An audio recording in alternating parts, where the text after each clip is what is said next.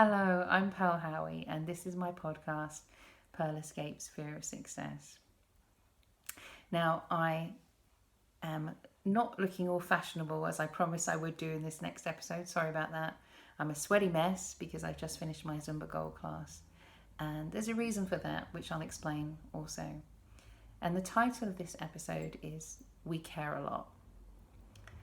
And the reason that I want to address this today is that we all go through times in life with family and friends when we have crises, and our focus becomes caring. And right now, during coronavirus times, a lot of us are caring for neighbours or relatives in a different way, or are not able to care for people in the way that we did. But it's kind of a funny word, and it's a funny role, this role of carer. And even though I know I've been a carer since I was about 16, I still get confused by it. And it's especially confusing at the moment with all the new guidelines and things like that. And yes, if you want to hear me rant about new coronavirus guidelines, please go to my Facebook. I'll be ranting there. No ranting here. Because this podcast is about serving you, and especially in this moment, serving carers, people who feel that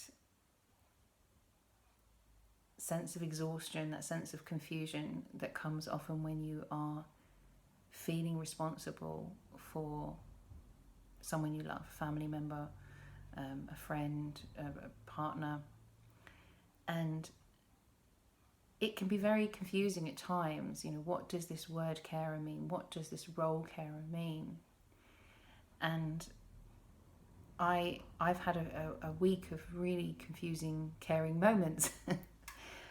And part of that was having to accompany somebody to the hospital as a carer. And if you know anything about the coronavirus guidelines in the UK, you know that you're not really allowed visitors.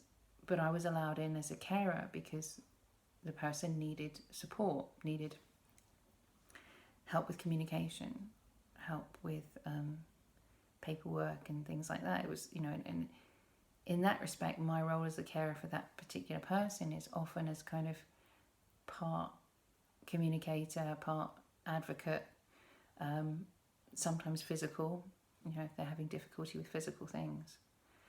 And it's incredibly difficult because, being a carer it's so changeable. And, even in the hospital, the nurses and the people in charge, even though we rung and spoken to them and organised things, still didn't really know what to do with me. And one minute they were saying you have to just stay out here in the waiting room, and the next they were saying you have to come into the the really high secure area. And I was like, oh, okay.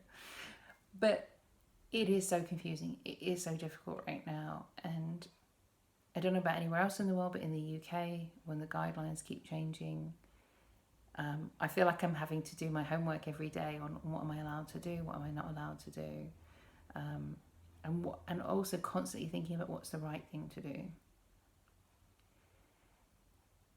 And I want to talk about that today from the perspective of that getting in the way of my life. And that sounds incredibly selfish, doesn't it, right now? But it's so important. And in a way, what I'd like to share and talk about is the kind of stuff I wish I'd known when I was 16, when I became a carer. Because, I had no preparation for it. In that respect, it really just came out of the blue. And at that time, I had a structure to my life because I was at college, at school, and I had GCSEs, and I was set up for that kind of thing. And so there was a lot of pressure and a lot of structure to saying, you're going to do this next, you're going to do that next. And in a way, education was really easy because it kind of kept me going. But later in life, and even at that time, there were a lot of times where there was a conflict, both conscious and subconscious, to progressing, to doing what I wanted, to living my dreams. Whether that was travelling, whether that was writing, whether that was being fit and active.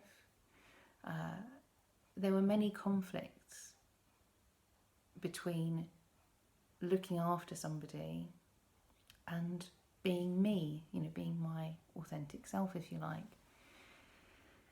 And this weekend also a lot of other things happened, and so the time that I was going to record my podcast was no longer my time. It became, time to help deal with issues and problems and things like that within the family.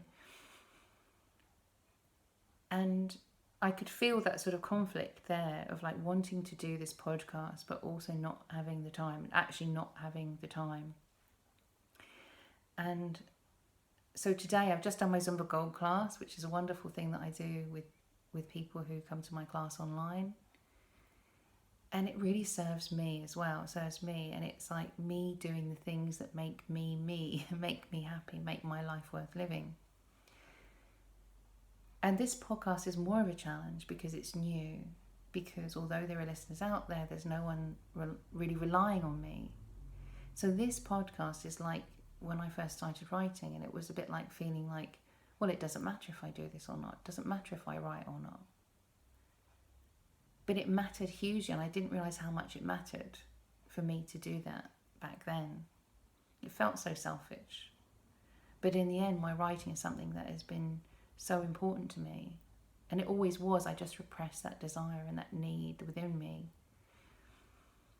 And I was thinking about this. There's so many stories and problems and issues in the last couple of days, couple of months, couple of years, couple of decades. Where do I go? Where do I talk about this? And I'm guessing if you're listening to this, if my words are going out to you, it's because you yourself may be feeling a conflict right now. And I want to talk about a really sort of big, important and kind of clear conflict that I had when I was getting ready to give my brother a kidney. And what happened was I had been shortlisted for a screenwriting fellowship in Los Angeles, and it was one of the top 3 in the USA, and it was huge because I really wasn't getting anywhere with my screenwriting in the UK. So to be shortlisted for a fellowship of this magnitude was a really, really big deal. It was huge. It was, I'm going to go to LA for a year and be mentored and meet people at studios. It was a huge deal. And I was shortlisted for that at the same time as I was being tested to give my brother a kidney because he needed a kidney. And all I remember, it was so stark and so clear that I could see down the line that I might have to make a choice. So this really wonderful thing that was happening at the time of being shortlisted for this huge writing award, it felt kind of hellish, it felt like this terrible decision. And again, a miracle to be able to give somebody a kidney, but it felt awful because it was like, well, I don't know if I'm going to match or not. I don't know if I'm going to be a donor. And all I could think of and all I could say to my family at the time was, I don't know what I'm going to do. Because I knew I really wanted both in a way. And all I could think about was looking down this path and thinking, what am I going to do? What will I do if I have to make this choice of this huge professional and personal opportunity and this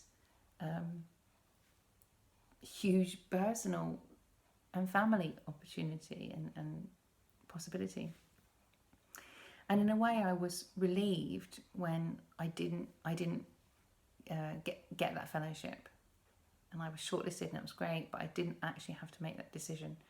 I did match as a donor for my brother, and I did do that. But all I remember at that time was, and I was kind of glad because I didn't automatically decide I would give up my life for his life. And there's a different thing. Like obviously, when I gave my brother a kidney, I was risking my life. It was very rare, but it was a risk, and it was a lot of difficulty and pain. But there's a different thing to risking your life for somebody and giving up your life for somebody. And it's very, very easy as a carer to put our own lives on hold and never do the things that we want, never to go after our own dreams, never to realize that we have the right to be happy, we have the right to be joyful, we have the right to go out to parties and go traveling and do all the things one day we may be able to do again. And the reason I want to talk about this is because we can see a lot of stuff from the outside. And also at the moment, we have a thing of, with coronavirus, we've gone through a short-term crisis. And right now, I think, after 6 months, you have to say this is no longer a short-term crisis. So we, in the same way that the kids have gone back to school, many of the kids have gone back to school, we have to say, what am I putting on hold in my own life? And am I putting it on hold because of the guidelines, because of my own fears about contracting coronavirus? Or am I doing this to protect other people? And is that appropriate?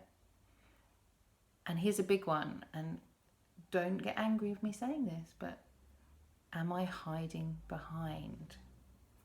Am I hiding behind that role of a carer in order to avoid living my own life and doing the things that I really want to be doing? And the reason for doing this podcast and for saying all these things is, you know what? When I do this podcast, I'm living my life. It may not really seem a great big bold move or anything very exciting, but this is me not just putting my life on hold because of everything that's going on and saying, no, I'm going to take the time to do this. I'm going to do this. And the same way, I'm going to teach my Zumba class. I'm going to look after my health. I'm going to sit and watch a movie that I want to watch and take the time to do that. And not just throw everything out and put a hold on everything just because we're going through a family crisis or a caring crisis or whatever. Because I've been there and I've done that so many times. I've been there and I've done that so many times when everything's gone on hold. Or I've done everything I possibly can for somebody I'm caring for to the point where I'm exhausted, to the point where I haven't eaten, I haven't had a drink of water, I haven't had enough sleep. And I've learned since I was 16 years old, and I've learned with so many crises we've had in so many years, that it's a marathon, it's not a sprint. And that my life matters, my work matters, my writing matters, my dancing matters, my sitting in the sun and having a cup of coffee matters, my being vegan matters. And that's okay for me, I feel it's okay if I go into a crisis mode and a crisis situation and I just eat whatever's put in front of me. But there comes a time when I actually want to go back to my choices and my way of being, and finding that way and that balance of doing that. And it's hard because I think so many of us, the first thing that we do, I remember when my brother was ill when I was 15, 16 years old. And the first thing that I did was I stopped studying for my mock GCSEs, and I cleaned the house to within an inch of its life. All the laundry, everything was folded, everything was tidy. I was hoovering, I was cooking, I was doing everything I possibly could to support my family. But looking back, I realised that was survival, that was coping mechanism, that was useful to me at that time because it kept me sane. But there was a moment then when I had to go back to my studies. I had to go back to not having everything pristine and tidy and everything like that, and just focusing on my work, on other things that are important as well, like getting out, like making friends, making new friends, having time, going to the shops, and starting to live again, starting to be me again. And it's so tough, because when we go through those survival modes and we go through those crisis times, you know, I kind of want to say it's like grief and grieving, and it is, because we go into survival mode. But there's a point when we have to stop surviving and we have to start living again. Because we can't stay in survival mode for an indefinite period of time. There's a point when we have to start thinking about, how long am I going to do this? And so this is a lot of conversations going on at the moment about guidelines and how we operate in the UK and what we're going to be doing. And as a carer and a carer for people around me, I can see that during this lockdown, the previous lockdown, people's walking has got worse. They haven't been able to carry on exercising the way they wanted to do. So I have to sort of change who I am and how I'm operating as a carer during this time. Because initially it was all about making sure people had enough food, making sure people were taken care of in that way, making sure people had someone to talk to on the phone, or over the garden fence sometimes.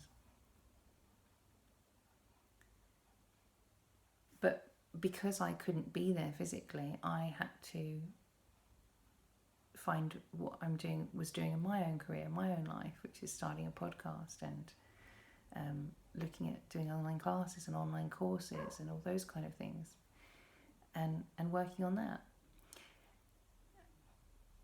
And so it's kind of about keeping some kind of form of life going, and some kind of progression, some kind of career progression going, some kind of education. And as I said before, remembering that we matter too, that our work matters as well.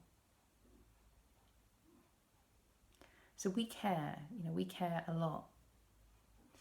And we care for all the people around us. But it's so important that we find a way of being and caring that doesn't make us resent the people that we're caring for. It doesn't make us resent those that we love, because they're asking too much of us. And we are the only ones that can really do that, because we're the ones that know how we feel. I'm the one that knew how I felt about that fellowship in LA. And I didn't let go of it. I just didn't get picked in the end. And I was, like I say, relieved about that. But I let go of my writing for decades. And when I found my way back to that, and I found my way back to writing, it was such a big part of me that I had let go of. And it was so important to discover that part of me and to find a way of continuing to do that writing. And it was so important for me to discover travelling, and whether or not my family agreed with it, to go and do the things that I wanted to do and I needed to do. And it's very, very difficult when we're caring for somebody who's got serious medical problems to say no. Because guess what? I want to go to an art class today. Guess what? I want to go for a walk. But we are the only ones that can really know how much those things matter to us. How much does going for a swim mean to us? Because for some people, they can give or take it. They take or leave it. It's not that important. But for others, that is a huge part of who they are. And we are at I feel like I'm at a big juncture. I feel that we are in our community, in our society, of making decisions and asking, who am I? what is important to me? What can I live with? What can I live without? What do I need? And I think that if we look hard enough, we can find ways of caring and also being true to ourselves as well. Even if that means saying no, even if that means saying I'm out of my depth and I need help, even if that means saying I need to really get onto some helplines and find some support and some help. And it's so, sometimes, this year particularly, and previous years as well, there are sometimes when, as a carer, I felt like I want to cut myself in two. I can't, and it's awful to not be able to be in two places at once, and to feel so stretched, so you really are limited. But we have to respect ourselves as carers as well, and know our limits. I for some strange reason, I keep getting all these adverts sent to me, online and stuff about gambling, and I've never done any online gambling. I didn't even gamble when I went to Vegas, apart from like $3 at the airport. And there's the sign that keeps coming up which says know your limits, know your limits. And as a carer, that's so important that we know our limits, because when we get exhausted and burnt out and we can't cope, then there's no one out. Then we're really in trouble. We're really in trouble. And it's a long, this is a long haul. This is a long haul. And so, if you're out there and you're listening to this and you're struggling with caring, just be suspicious of anything that calls on you to say, oh, you need to dig deeper, you need to do this. And I think that's not necessarily the answer, because sometimes the answer is pulling back. Sometimes the answer is saying, hang on a second, what do I need in order to function? And I've certainly hit the wall at times with lack of sleep, lack of rest, and I've had to walk away and say, I'm a danger to anyone until I get some sleep. I'm not able to function, and I'm going to end up having an accident. In the same way that I wouldn't get into a car when I was that tired. And it's really tough sometimes. Sometimes it's really tough, and we have to find easier ways of doing things, or push through with the important stuff and then leave everything else until tomorrow. And I wish I'd known, and I want to try and put this into words for those of you out there who are really struggling with this, because I think very often as a carer we're doing our best, we're trying our best, and that means that we have that feeling of, like I do if I was doing fitness and I was at my limit of really giving my all, of being challenged, of struggling, of being unsure, and really finding my way, and I think that's where a lot of us are right now. But the most important thing is to try not to go into that red zone, like we do with fitness, where it's dangerous, where it's like you're really prone to injury, where you're exhausted, you're dehydrated, you know that you've done too much, and you know that you're very much at risk of straining something. And it's so hard, because sometimes there aren't enough hours in the day. Sometimes there isn't enough energy, and you just have to stop and say, okay, I need backup. I need backup, or this is not going to get done today. And really focus on those immediate priorities, on just making sure people are safe and they have the medicine that they need, they have the food, that they're warm or they're cool or whatever, the real basics of it. And it's no picnic. I say it's probably the hardest job in all the things that I've ever done: publishing, teaching, making films, doing weird things, so many difficult jobs that I've had, but I don't think anything tops being a carer. It's people say that being a parent is the most difficult job in the world, and of course that, you know, being a parent is being a carer. You know, that you're caring for somebody. But when there are times when we're caring for somebody, when we're helping them to look after themselves, we're helping them to take in, you know, when the kids get older, that's what we're really doing. We're supporting them. We're doing it. And there are times when we're caring for people who are really confused and really don't know what's going on. And that's a huge responsibility and a huge trust that's placed on us. And I think what's really important about being a carer is that there's a level of taking care of ourselves and our own self-interest so that we don't end up resenting people. But one of the most important things about being a carer is it's not about you. It sounds weird, right? After everything I've said, and this is probably what I would say to the 60-year-old me as well. It's really hard when you're a carer and you care so much about if somebody succeeds. So, you know, if you're a parent, you want your child to do well and all that, but it's not about you. And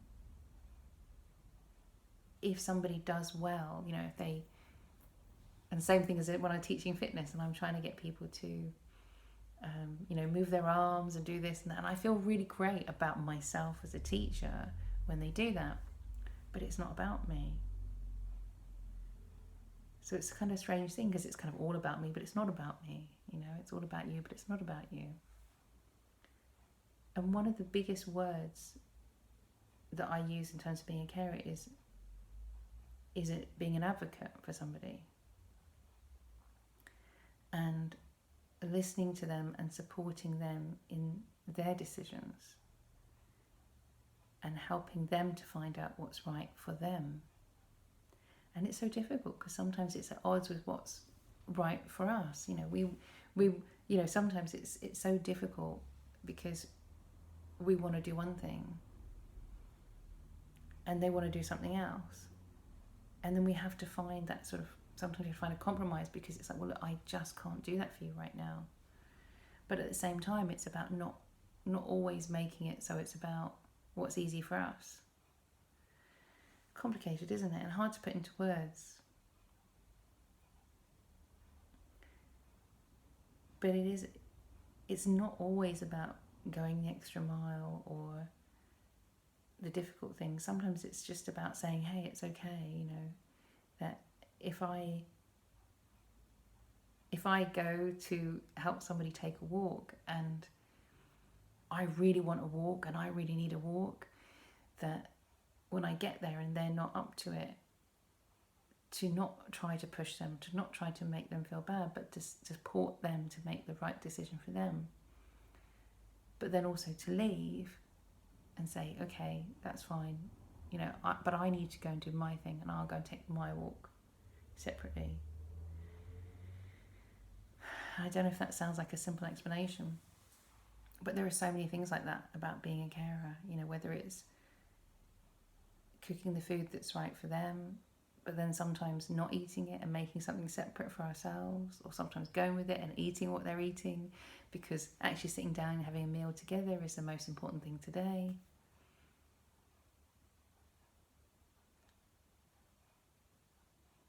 It's just tough. It's a tough job and it does get easier and you can get better at it, and it's a privilege to be a carer for somebody and to be trusted to help them when they are finding life really difficult. And I wouldn't give up being a carer, even the times when I was a carer for somebody who wasn't a family, even times when I was being like a paid carer. I wouldn't give up that experience because there was so much joy in it. but wouldn't do it again for somebody who's not a family member or a friend, because it's so tough. And I'm not a professional carer. I'm not somebody who has that as a vocation in life. And some people are just really good at that. They're really, really good at just taking care of people. But we all have times when we have to, I think we all have times when we're caring for others. And it's really hard. It's kind of like, it's funny, I would compare it to when I work as a publishing consultant. And when I'm working with somebody on their book, it's about them writing their book. It's not about me writing their book, or it's not about me making their book easier for me to read or sound like it comes from me. It's actually helping them to do it their way. And that's actually much, much tougher than just getting them to do it your way. Because it's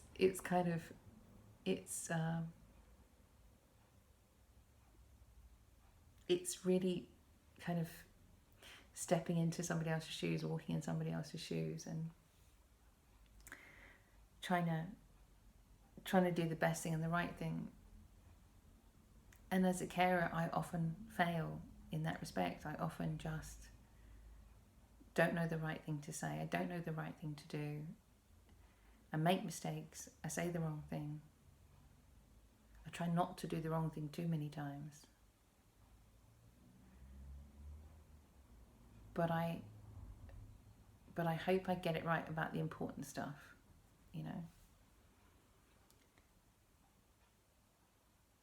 And I keep learning. I keep learning all the time.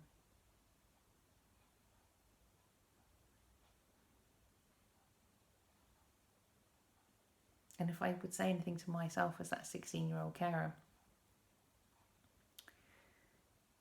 how do you do this? What am I going to do? And how do I make this work? And in a way, there's some things I would say, oh, don't do that. On that Tuesday in January of this year, don't do that. On that Thursday of this year, don't do that. Don't say that. But when I look back and I see the mistakes that I made, I think, well, I kind of had to make those mistakes in order to learn, and also to sometimes realise that, sometimes as important as it is to be a carer. So, for example, it's so important for me to be a carer for my brother, and that's so important, and it's a huge part of my life, and it's really made me grow and learn and become compassionate and be a better person. It really has made me do that. And being a kidney donor and all of those experiences have really made me into, have brought out the best in me in a lot of ways.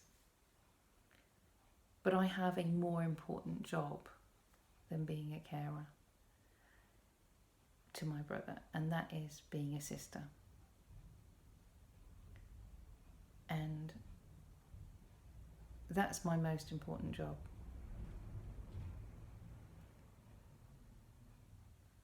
And sometimes being a sister means doing the wrong thing, and just being a bit stupid and a bit normal and a bit basic, and just sitting around having a giggle and forgetting all the things I have to remember when I'm being a carer. And that's the thing at the end of the day, is that to be a really, really great carer, the only way I find to be a really great carer is to let go of being a carer over and over again. Put it down, put it down, put it down, pick it up when I need to. Because it's the only way I, who am not a vocational carer or who do not have that calling of being a carer, can survive is by putting it down. Just keep putting it down, picking it up when I have to, being as good as I can get at it when I have to, and then putting it down again. So maybe that's my best advice, is don't worry about picking it up again, because you will. Because when you love somebody, you do. You pick it up again real quickly. And it's actually the letting go of it and putting it down and going out and being the authentic self, being yourself, being myself, and not being constrained by that role of carer, is the only way you're going to be a great carer. I hope that makes sense, and I really hope it helps. I know we're going through really, really challenging times, and the only thing other thing I would say, if you're out there and you're struggling, is please talk to people. We are going through times when our humanity is being challenged.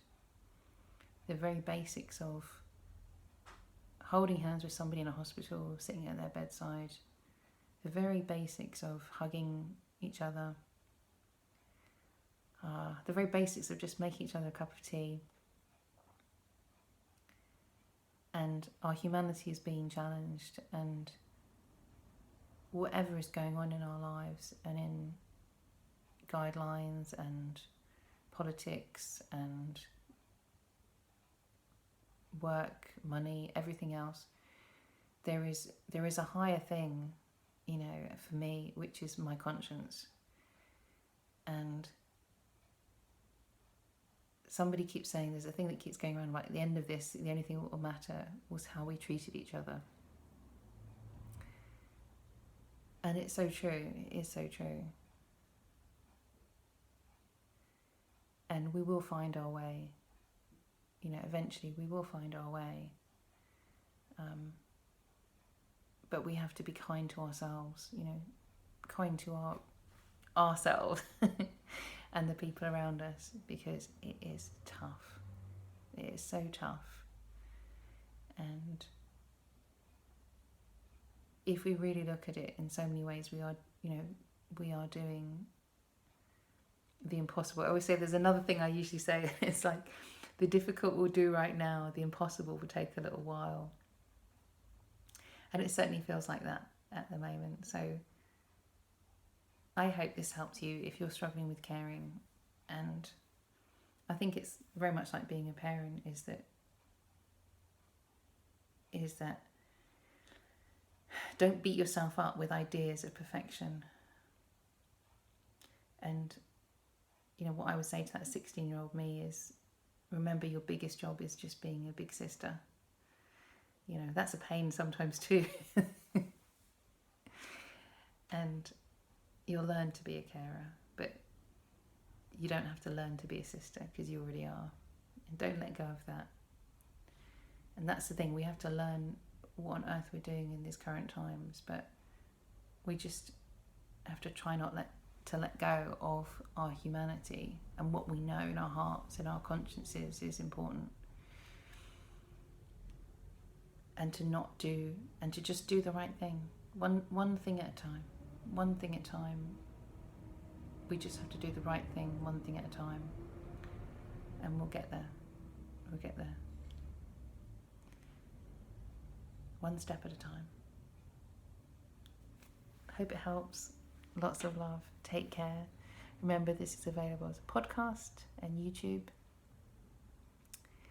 And see you next time.